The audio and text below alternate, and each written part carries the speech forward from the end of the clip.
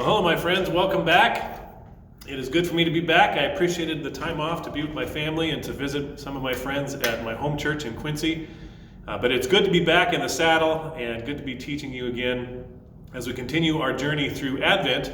And this morning we talk about the Advent theme of peace. And what does it mean that Jesus Christ is called the Prince of Peace? That's one of his names. What does that mean for us today as we are living in a coronavirus world? What does it mean that Jesus Christ is the Prince of Peace in a coronavirus world? That's kind of our idea or theme for today.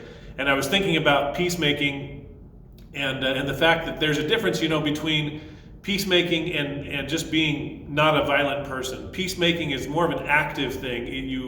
You're looking to resolve situations. You're looking to resolve where there's fractions.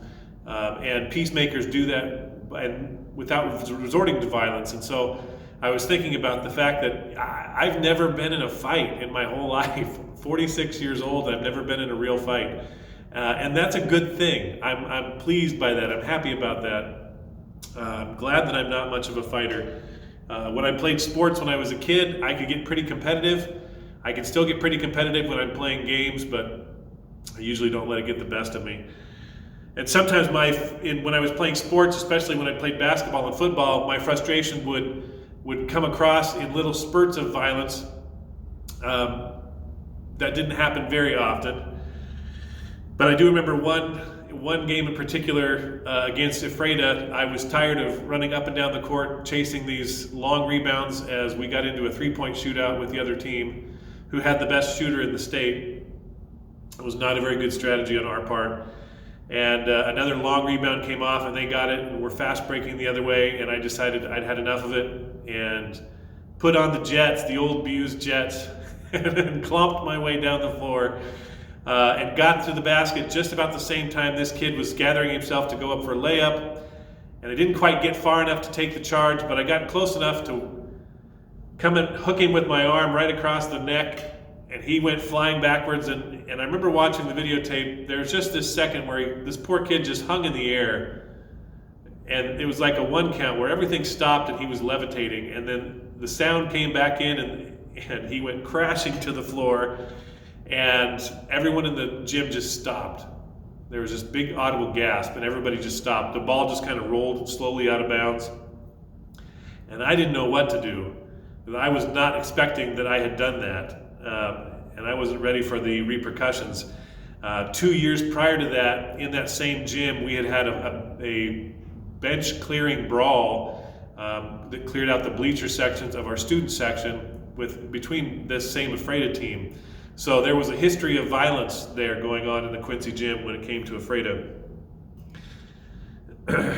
I just stood there and didn't know what to do. I didn't really know how to make peace in the situation. I didn't know really how to resolve it, so I just went over and picked up the ball, and when I turned around, all of his teammates were there facing me, ready to go, I guess. And I handed the ball to the referee, and he handed it back to me and said, "Quincy ball," and we kept playing.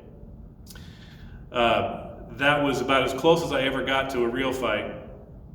And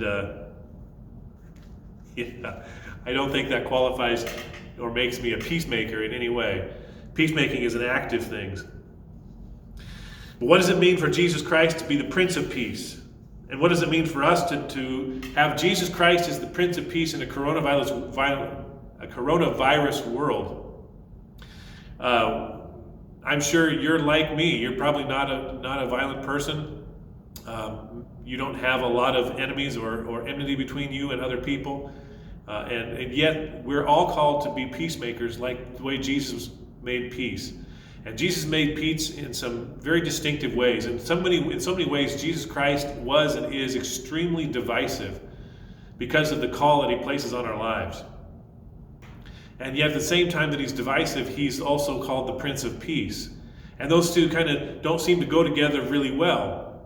So what does it look like, especially in a coronavirus world, where we're in the midst of lockdowns and national mandates and finger pointing?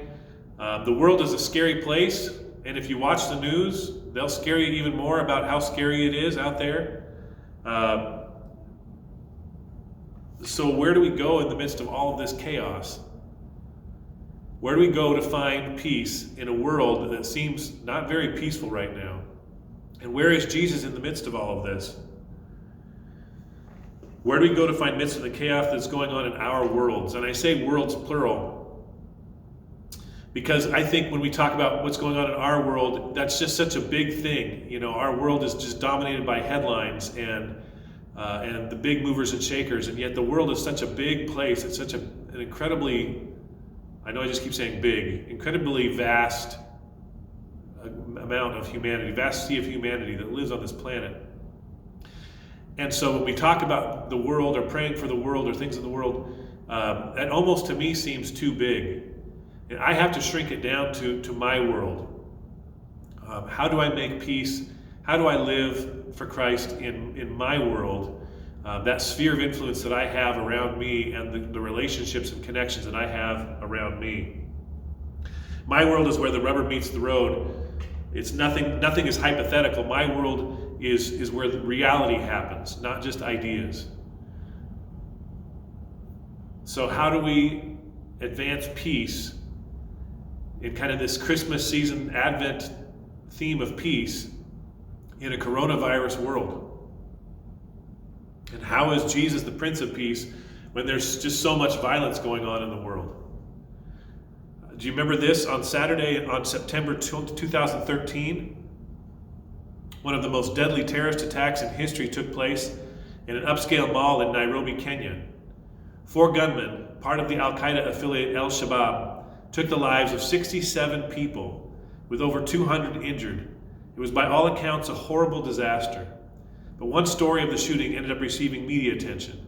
It was the story of a young mother named Snehu Kathar Mashru. Sneha was at the mall having coffee with a friend when the gunfire began.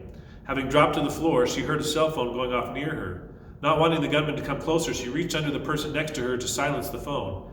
It was at this point that she realized the man next to her was bleeding heavily. When I put my hand under him, that's when I realized that this guy had been shot because he was bleeding, she told NBC News. He was bleeding heavily.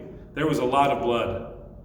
At this point, the woman made a difficult, life-changing decision. She decided to smear the blood of the man on her own body in the hopes that the terrorists would assume she was dead and they would pass over her body. Her grisly camouflage probably saved this woman's life. I'd love to know who he was because I think his blood protected me, saved my life, she said. What an interesting image and picture of being saved by someone else's blood. But terrorists, Antifa, militias, everyone's answer to violence is just more violence.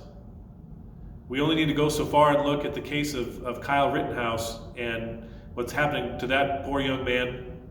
And regardless of whether you feel like he's a murderer or whether he is innocent or anything like that, I can't imagine being his age and going through what he's going through right now with the prospect of what he has before him. Violence, the answer to more violence. And this is what we get. This is what happens. 17-year-olds shoot people with guns they shouldn't have. But how are we supposed to combat and stand up to evil when we see it if we're called to be peacemakers like Jesus? We can't just be pushovers because there's very real evil in the world. We can't say yes to everything. We can't agree with everyone. We have to be able to stand up for what's right. We have to be able to stand up for what is true. And we have to stand up against evil. And how do we do that? If not violently? Well, we do it 2 ways. Jesus Christ is the Prince of Peace because he calls us to make peace externally because of the peace that we have found in him internally. I'll say that again. He calls us to make peace externally to the people around us because we found peace in him internally. So how do we make peace like Jesus in our world, especially during coronavirus? I think it's so important right now more than ever before in my lifetime. I don't think there's ever been a time where it's more important that we talk to people who don't think like we think. It's so important to get an understanding of where people are coming from, and more importantly, why they're coming from where they're coming from. We need to include in the bounds of fellowship people who don't think like we do. Keep in mind, Jesus included in his 12 Judas Iscariot, and we know what happened with that. This isn't keeping your friends close and your enemies closer. It means we surround ourselves with people who see things differently rather than avoiding them or ostracizing them and separating ourselves away from them. It matters. And if you think it doesn't matter, understand that you are the light of Christ. It matters that you don't ostracize yourself from people just because they think differently from you. You are the hope of the world. You carry that hope in you. We can't cut ourselves off from people because they voted for the wrong person, or think differently, or act differently than we do on certain issues. This last election perfectly reflected the divide in our country. One half can't figure out why the other half is so upset, and vice versa. But all the pundits are in the same boat, and they only see and speak their side of the issue. Nobody's listening. Half the country is saying, down with the bad orange man, and the other half is saying, don't let Biden be a puppet of the socialists and communists. And we're not hearing each other. We talk past each other, and we just shout angrily. And whoever shouts the loudest gets the microphone. And that's not the way to peace. We keep hearing that we're in this together, but it doesn't feel like we're together. It feels more like we're being torn apart. We have to be able to talk to each other again, and it falls on the Christians to lead the way as peacemakers in this. Walter Wink, in his book Living Toward a Vision, said, "Many of those who have committed their lives to ending injustice simply dismiss Jesus' teaching about nonviolence out of hand as impractical idealism, and with good reason. Turn the other cheek suggests the passive Christian doormat quality that has made so many Christians cowardly and complicit in the face of injustice. Resist not evil seems to break the back of all opposition to evil, and to counsel submission, going the extra mile has become a platitude meaning nothing more than extend yourself, and rather than fostering structural change, encourages collaboration with the oppressor. Jesus obviously never behaved in any of these ways. Whatever the source of the misunderstanding, it is clearly neither in Jesus nor in his teaching, which, when given a fair hearing in its original social context, is arguably one of the most revolutionary political statements ever uttered. You've heard that it was said, an eye for an eye and a tooth for a tooth, but I say to you, do not resist an evildoer. But if anyone strikes you on the right cheek, turn the other also. And if anyone wants to sue you and take your coat, give your cloak as well. And if anyone forces you to go 1 mile, go also the 2nd mile." Jesus did not tell his oppressed hearers not to resist evil. That would have been absurd. It is utterly at odds with such a preposterous idea. His entire ministry is utterly at odds with such a preposterous idea. A proper translation of Jesus' teaching would be then, don't strike back at evil or one who's done you evil in kind. Do not retaliate against violence with violence. The Scholar's version is brilliant. Don't react violently against the one who is evil. Jesus was no less committed to opposing evil than the anti-Roman resistance fighters. The only difference was over the means to be used, how one should fight evil. Our sense of justice and seeking of peace flows out of our inner life with Christ. Let's take a look at that today as we jump into our text. The first text we have today comes from Isaiah chapter 9. This classic Christmas text. I love this text. It says in verse 1, "Nevertheless, that time of darkness and despair will not go on forever.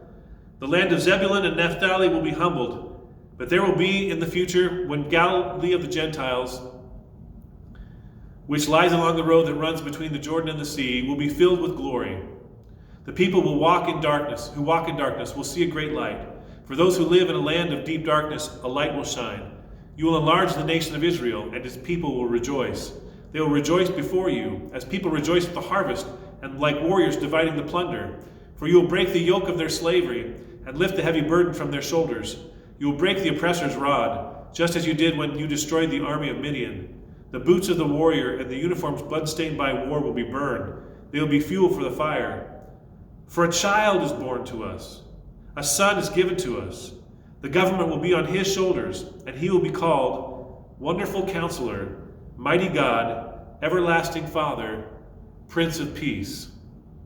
His government and its peace will never end.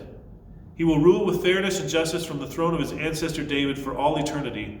The passionate commitment of the Lord of heaven's armies will make this happen.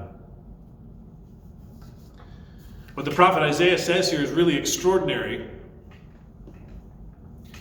considering the times that he's prophesying in. This was a area that had been utterly destroyed by the Assyrians and resettled by Assyria.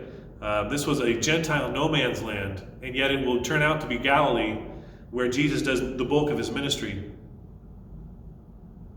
It says, nevertheless, that time of darkness and despair will not go on forever. What a fitting time for us now. This time of despair and darkness will not go on forever, and I'm afraid that if we put our hopes in something like a vaccine, and I'm not saying, don't get a vaccine.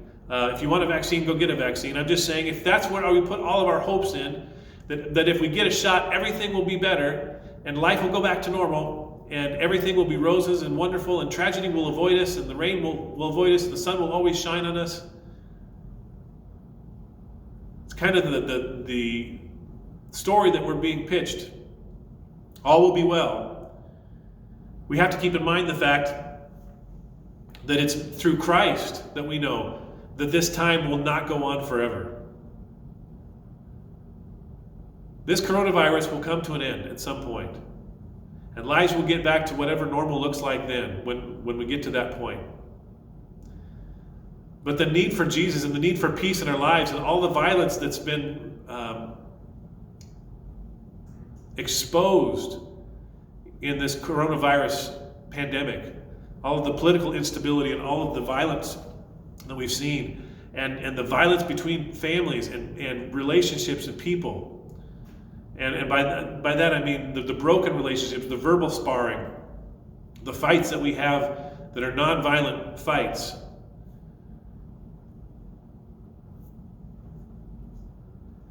Nevertheless, that time of darkness and despair will not go on forever. Why? He says they will see a great light. Now, in Hebrew thinking, light always refers to Yahweh, to God. They will see God. An illumination will come to them. A child will be born, and the government will rest on his shoulders. And I think it's kind of interesting here where they say that he will break the oppressor's rod, just as you did when you destroyed the army of Midian. If you remember right, God destroys the army of Midian with Gideon and just a handful of people, and he routs them to show his power and his glory. And in the same way, he says that this restitution that's coming, this justice that has been long overdue, that is coming in Jesus Christ, will come in the same way in the weakness of a child. Not in a grand scheme of power and a display of divine power, but he'll come quietly in this babe in a manger. It says the weight of the world will be on his shoulders, or the government will rest on his shoulders. That's another way of saying the weight of the world will be on his shoulders, or that he has the authority to rule. So when we ask ourselves the question, how does Jesus bring peace to my inner life? So that I can have that peacemaking mentality, and I can have that justice-seeking mentality. I can find evil and root out evil when I see it. In order to do that, I have to be at peace in my own life. I have to be walking with Jesus in my own life. How do I do that in this coronavirus pandemic? How do I take all of this anxiety, all of these fears, all the sleepless nights, all the concerns about the future? How do I turn that over to him?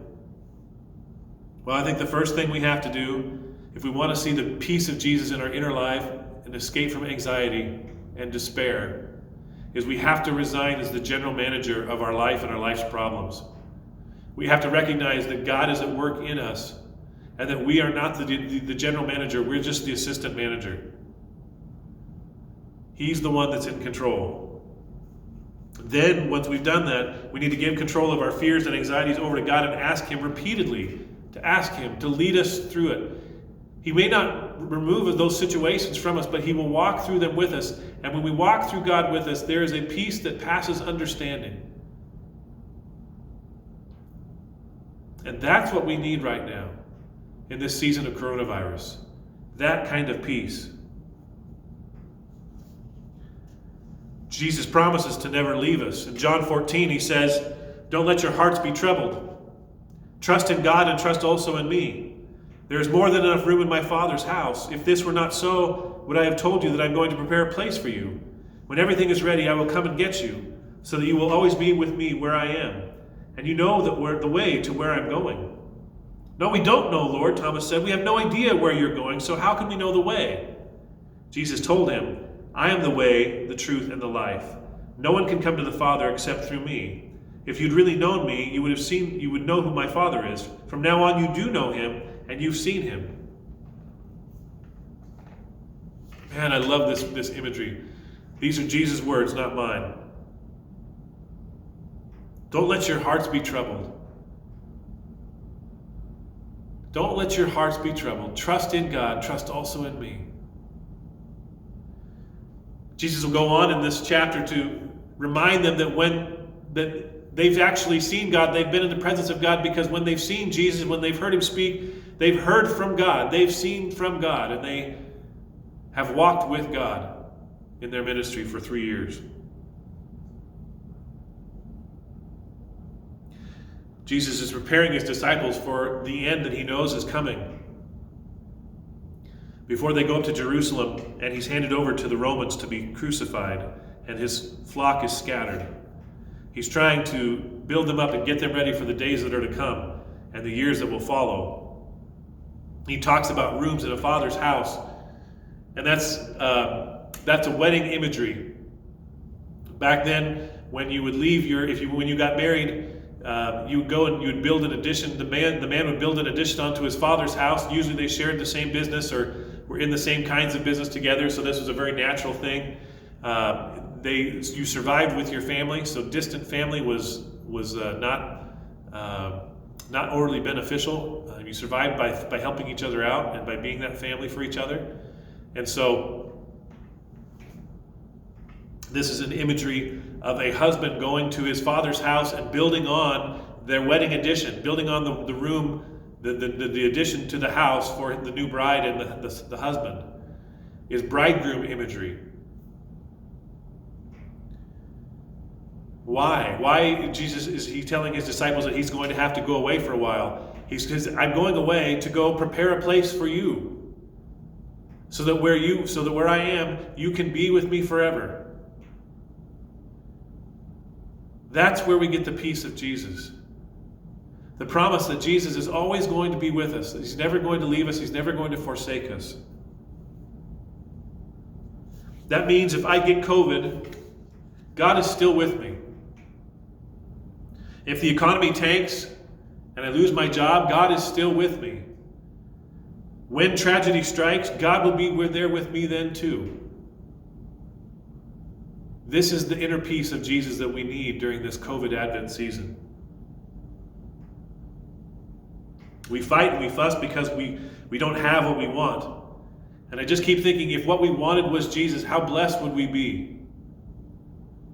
Because he's there and he's waiting for us to ask. He's waiting for us to come and walk with him in fellowship, to walk with him in trust, to set aside those anxieties, to set aside all our fear and our worry, because it hasn't accomplished anything, and to be at peace.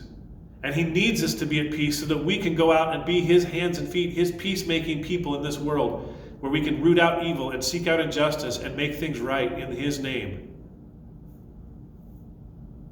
Jesus came to bring peace to the world, starting with you and moving outward. And God delivers us from the anxiety of a coronavirus world by reminding us that he's in control and walks through everything we go through. Christ is our peace. Amen? Amen. All right, have a wonderful Advent season and a wonderful week. I love you. I'll see you later.